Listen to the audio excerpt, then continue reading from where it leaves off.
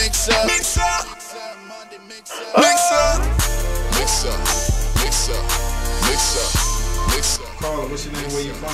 Follow us on Twitter, follow us on Instagram, Mix Up Show, MIXX Up Show. Straight up, no? Mix up. Mix up. Mix up. Mix up. Mix up. Mix up. We got a special guest in the building. Can I get a hand clap out? Oh, wait. Chaz French. Better. Chaz French. Nah, she still laid as shit on the motherfucking ones and twos. All them. You know, I ain't gonna say nothing. You that Point. You know what I'm saying? Top five. I got the We good got a special guest in the building, man. Hey, what can you DC's own Chaz, not DMV. Can we say DC? Don't say DMV. I'm putting on for everybody. Man, DMV, man. Hey, you ain't a guest no more. Back He in be here every summer. Back in the day, you used to get beat up for saying you was from DC. Why you keep putting on for everybody? Chaz be here. Nah, shout out to everybody, man. Yeah, straight up. Chaz French is in the building, man, on the Mix Up Show. Save your questions for a little later. 202-652-0708. Call in around like 8:30 and talk to Chaz French for a good 5 minutes, man. If you want to. If you want to, man. But They can ask you anything? Nah. No. I'm playing. They nah, can ask me whatever. What's that new They can app? ask me whatever. What's that new app? The Sahara? Oh yeah, just ask him on that. Yeah. I ain't got What's none that? of Me neither. I ain't Yeah, got I don't know one. what that's about. I seen grown ass men I'm doing that reclaiming shit. my time. Oh! That's Party white Hennessy. foul. That's white Hennessy. Technical foul. That's white Hennessy. Play. Germs, come on, man. Hurry up. And He then, just dropped the Get dirty. him out of here. TJ just spilled the dirty in the studio. Hold yours. Nah, you hold yours. He spilled the dirty in the studio, but 202-652-0708. this is what happens when we go live. We got Chaz French in the See the studio. real. What happened, T? That We was gotta wild. talk about this. Yeah, I'm not. This right here. I don't even know what No, else you to cut do off from now here. though, red light. This is But Like, take it. asinine is what they call it. That's what that is. Chaz French, tell them where you from though a little bit for the people that might not be Okay. familiar with Chaz. Go ahead. Well, I'm from. I'm gonna sit over here. I'm gonna sit over there. We gotta switch seats. They don't wanna. Ooh. And We good. They don't wanna talk to We me. good. We good. We You got gonna you. hold it? Yeah, yo, I'm from Northeast. No fees, man. Still live there. Straight up. Yeah.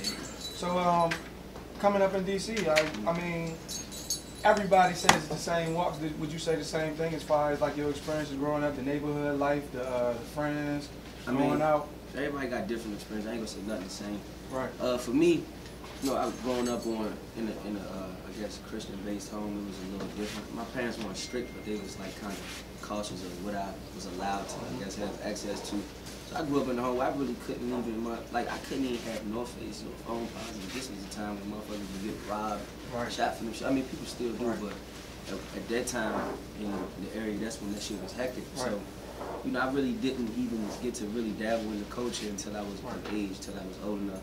And I feel like I left DC for like 5 years and lived in Texas, and it made me appreciate the city much more when I came back, and it made me like really want to become more more a part of what DC has to offer. And so I listened to your album, great album by the way. What's your, if you want to speak on it, what's your relationship with your dad? You wrote a beautiful song on there about your dad. So what's your relationship with that, and how did that mold you into the man you are, and especially with you being a father? We good now. I feel like the only way I was able to make that song was because I let go of the things that I was holding against him. I feel like I couldn't have made that song if I still had a grudge. You know what I'm saying? So growing up, you know, now that I am a dad, I realize like if he wanted, I don't know. It's hard to put it. Like I get it. You know, I used get to it be now. mad at my father. Yeah. It's like I get it now. I don't blame him too much. Like, cause I know if it was up to him, the tables would be turned. It wouldn't be what I thought. You know what I'm saying? And he left it up to me to figure it out. You know what I'm saying? Cause he can only do so much. Cause I would ignore him. I would, you know, lash out, shit like that. But that was just me. That was just me like doing that shit subconsciously. Like I wasn't doing it intentionally. I just didn't know. When you don't know, you just react based off what you think. Right. So that's, you know. But now we good. He just texted me actually. So with you being a father, what are some things that you want to make sure that you get right in your children's lives? You don't want to call them right now. Yeah, she's sick. She be alright. Oh, get well, son. She a soldier. She be alright. What was I saying? I mean, just the certain practices as a father that you don't want to, I just away want, from. I want my kids to know like I'ma always be there, and I want my kids to know like they don't ever have to be scared of me. A lot of people scared of their parents and for whatever reason, but I want them. I don't want it to be fear. I want it to be respect. So I want them to know that they could talk to me about anything, no matter. I mean, it's different with I got a daughter, so. Oh, that's tough. How is that? How do you now that you have a daughter? How do you look at everything? I don't know. She taught me a lot. She still teaches me a lot. Like, I mean, that's the first person I could say besides mom really showed me what unconditional love is about. Because it's like, you can yell at your child, you can spank your child, and they still love you to death. And that's your daughter that was on your album cover, right? With you, right? Yeah. I always put my kids on my album cover. I can tell y'all got a real special bond, man. Yeah. That's all right, man. That's a beautiful album cover, too. That's my best friend. So you've been on the mix-up show, have I? Like at the beginning. Oh, the first every year the mix-up show. Oh, you know what I'm saying? Like when you had 3,000 followers. I'm letting y'all know he about to be on some bullshit. I'm just not. Yeah, all right. Yeah, no bullshit. Right. You know what I'm saying? But tell us about the growth to now. You know what I'm saying? Like you started off like you were just around the way, and you were building your craft. I mean, building your craft, and making yourself a household name. And now across the country. You know what I'm saying? Like the shit is it's almost global now. So almost. We almost did. So like, tell us about the growth from then to now. Yo, a lot of people are scared of change, and they don't know how to accept change. And I realized at an early age that change is the only consistent thing, really, in life. There's always going to be change at all points and pinnacles of life. So, I mean, I just accepted that, this is what I was called to do. God put a calling on my life to be a musician and to have a voice and to, ultimately affect people's lives through music. But I just accepted it, and I studied it, and I, stayed who I was and stayed true and didn't try to, I guess, go along with what people think is right or what people think is cool. Just, a lot of people try to live up to other people's expectations for them. You just gotta live up to what you really want to be and what you really want to do. And you gotta, it's tough when it's real. It's tough when it's for you. It can be difficult. So you just gotta, keep the right people around you. Don't be scared to listen to people. Sometimes you just gotta shut the fuck up and listen. Straight up. So a lot of people that's been following you, they would say that, I mean, it's very evident that you, throughout your career, you've just been elevating. It's not like we really seeing you at a stagnant position. But of course, we don't see what goes on behind the scenes. Like how many walls did Chaz French had to break down to get to this point now when you got, an album dropping in. Did you already tell them, did everybody know about the video games? We not talking about that? Oh yeah, my man, and now he about to be on a video game. Like that's crazy. Like that's I forgot all about that. Damn. He about to be on Madden. He about to be on the new Madden. His song about to be on the new Madden. So it's like, but people don't see those walls that you had to break through and those obstacles that you had to get over. So you want to like talk about that? I mean, I be trying to show people that through the music though. You know what I'm saying? Like I be wanting people to know who I really am. I don't want to just make music that I feel like. It's easy to get in and just talk about whatever. It's easy to get in. It's easy to get in the studio and lie. It's easy to get in the studio and just make a story. We know. Tell a story. Just tell a story. Yeah, like when I get in the studio, I don't try to figure out, I need to make a hit. I need to. That shit gonna come. I just, if I'm going through some shit, or if I'm feeling a way about a certain situation, or if I, whatever it is, I'm gonna put it in the music. So ultimately, people can say, damn, I know this nigga from this, and this is what he did to get out of that situation and better himself. For that, how can I apply that shit to my life? I just want to help people at the end of the day. And I definitely commend you being from DC, dropping an album, man. Yeah, like weird. Dropping an album. Like, like I can count on my two hands how many albums we got from DC. You know what I'm saying? So, do you think it's a tougher process you being from the district dropping an album versus if you was from somewhere else?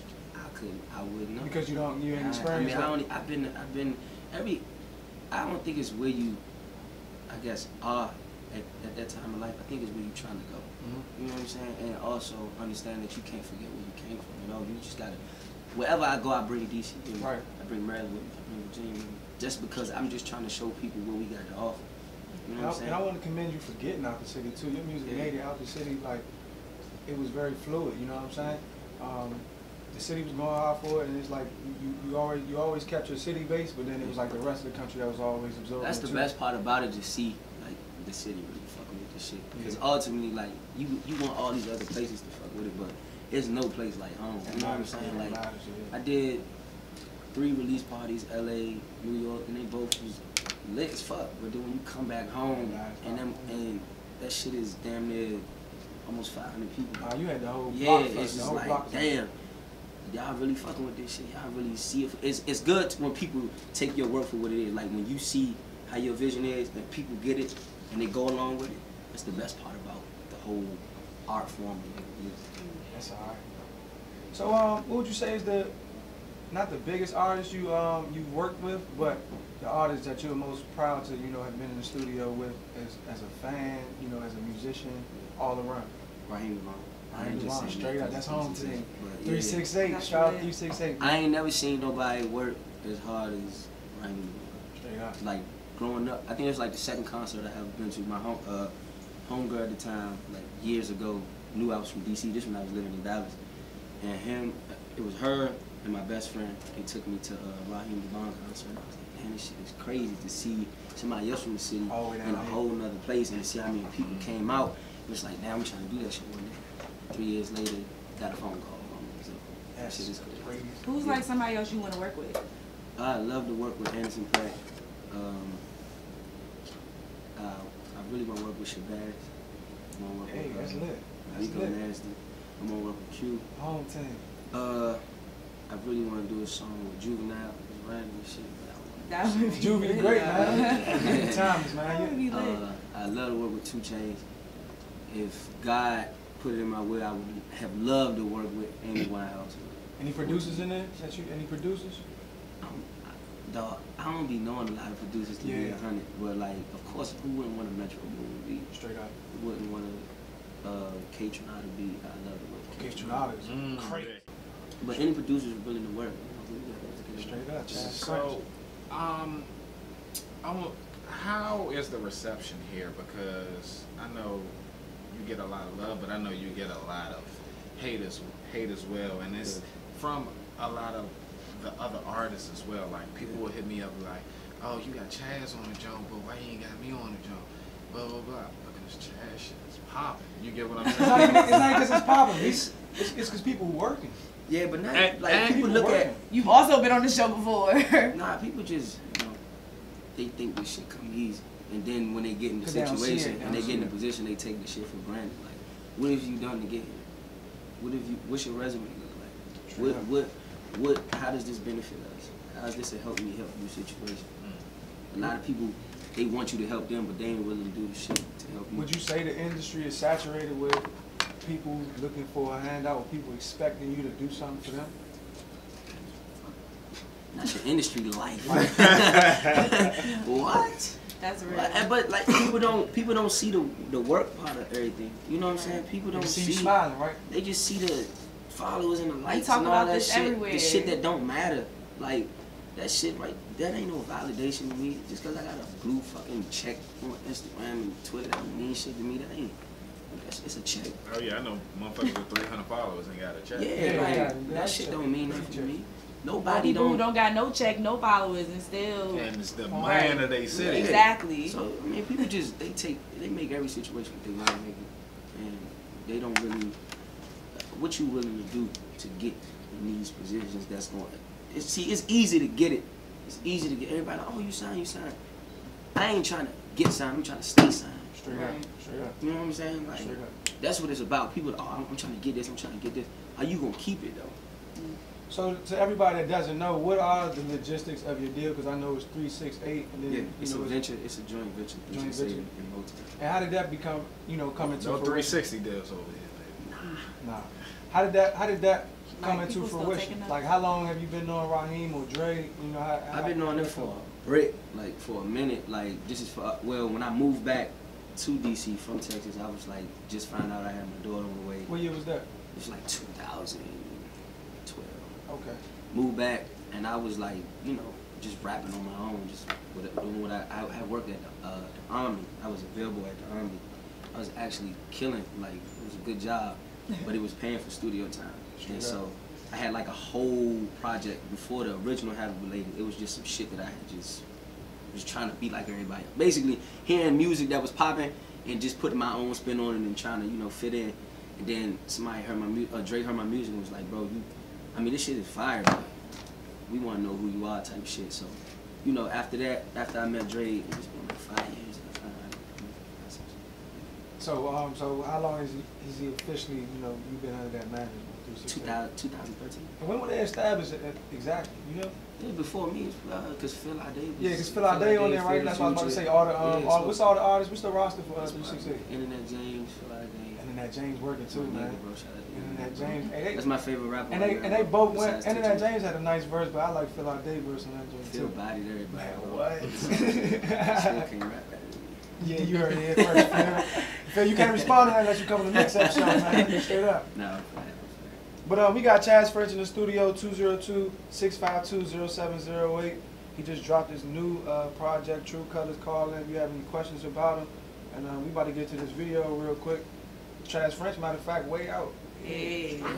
So you know. Yeah, we don't want to hold him up too long. Just tell them what they expect about the album and where to go get it. Yeah. How to And follow what's next? Yeah. What's All next. that. But hold on, but before you do that, tell us what inspired the album. Yeah. So I actually had a different name for the album at the time. It was called. That's why the last record on the album is called The Thinnest Line. That was gonna be the name of the album originally. And I mean, they still had the same meaning. I was just at a point in my life where I'm trying to really balance out Chaz the dad, Chaz the rapper, Chaz the brother, Chaz the friend, Chaz the son. Like really just trying to make everybody happy and make sure people don't feel like this music industry and quote unquote the come up is getting to my head. And I want people to, I want to stay the same Chaz. You know what I'm saying? Like in the sense of I still want to be the humble person. I still want to be the guy that answer the phone. I don't never want to be too busy. Have people said that?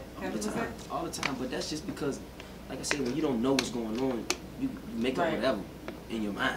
You know what I'm saying? So it was like, you know what, I'm gonna switch that name of the album to True Colors because I just wanted people to know, and I wanted to show people who I really am. And you know, colors is more than just something you see. Colors is a mood. Colors is a feeling. So this project is like my mood ring, basically. And tell them about that cover art, man. Yeah, bro. Cause Dre showed it to us, and y'all forgot the big chick too at first. Yeah. So we just Dre put that on there. We just wanted to show people like the city, like we got it on our back. You know what I'm saying? Like, and we just wanted to show different elements of DC as far as my experience, my story, things that I've dealt with, and as well as shit that's going on now in the city, shit that's going on now in the world in general. You know what I'm saying? I just want people to know your true colors gonna show eventually. So why not have the motherfucking show on? That's alright. So we asked this to all our guests, so I gotta ask you before you go. Yeah. You on an island, and you can only listen to 4 different artists, okay? Damn. Don't nobody say nothing. This is off of music, who they are, their impact on the culture, everything, right? Somebody gotta go. Prince, Bob Marley, Beyonce, Michael Jackson. Who gotta go? Thank you! He the first guest to say that. Listen. Everybody else, he the first guest to say that. Who else do they say? They Prince gotta go. Beyonce can't go nowhere, wild, bro. Right? Beyonce is the most iconic musician, celebrity. But if I'm on the island, I'm not listening to Beyonce. Now this. I'm gonna be sad as So what song are you gonna listen to? What you gonna listen to? So you on the island, you gonna listen to Get Me By? What you listening to for real? You putting a ring on it. On the motherfucking island. You I'm on the island. I got Bob Marley. I got Prince. No nigga on the time. I like Beyonce, man. I love Beyonce. And then you can't take nothing away from her for her icon, man. That's We're not. We just answering the question. You put her with Michael Jackson, bro. Yeah. So she's bigger than Michael Jackson? No, hell no. Michael Jackson not gonna know it. Anybody say Michael Jackson gotta go, he they said gotta leave. Prince gotta go. But Prince was the best musician of all time. Bro. It's an opinionated question. That's not an opinionated No, question. He literally like, played this is not every alternative instrument. fact. No, I'm saying the question that I asked. Oh, yeah. But we thank you, Chaz French, for coming through. We keeping Beyonce on the Thank you for saying Beyonce. Even though I love Beyonce, but like Even she said Beyonce. And And girl said exactly, Beyonce. and I love Beyonce. And before you go, where can they find the album? Exactly. Everywhere. All music. And buy that. Don't go on iTunes. Don't go on Apple Music. Go to the purple jump. Straight Go to up. iTunes. Whatever you gotta do. The purple icon. and buy that jump. If you can't buy it, definitely download If you can't buy it, and it's tell all everybody good. else to download it. Just Every time you listen get to somebody it. But you phone, get that sounds like you get money for streams though, don't you? Every 1,500. straight up. Every time somebody, And I listen to a song like 35 times in one day, Right, so you so- can get it with me. Buy it, bootleg it, whatever. Just listen to the motherfucker. But make sure you pull up to the shows though. Make sure you come out. We about to hit the road. We about to go on the tours real soon. Fall. We out here. True Colors tour, that's what you gonna call it? I think I want to call it like the invite only tour or some shit. That's You all taking right. anybody with you? Can't tell you that. Oh yeah, it's the city. I ain't got to wait to the Hey, bank. man, I just thought of an idea, but I'm gonna talk to y'all off camera. We appreciate Slim, Chaz French. y'all niggas want to make $500,000? Yeah, now we can talk. My daughter be alright. What happened? I'm dead. No, I ain't black. Look, Daddy put food on the table. Slim, that's a $500,000 show right there. I'm just thinking about that right now. Oh yeah, I'm gonna talk to y'all. Let's go to the next commercial break. Yeah, Figure this yeah. out. Yeah, we got Rico Nasty problem, man. Yeah. Rico Nasty got it. Shout out to Yeah. Rico Nasty, man. Block list, man. Shout out to Chaz French True Colors. Make sure you go get that on iTunes. Out here.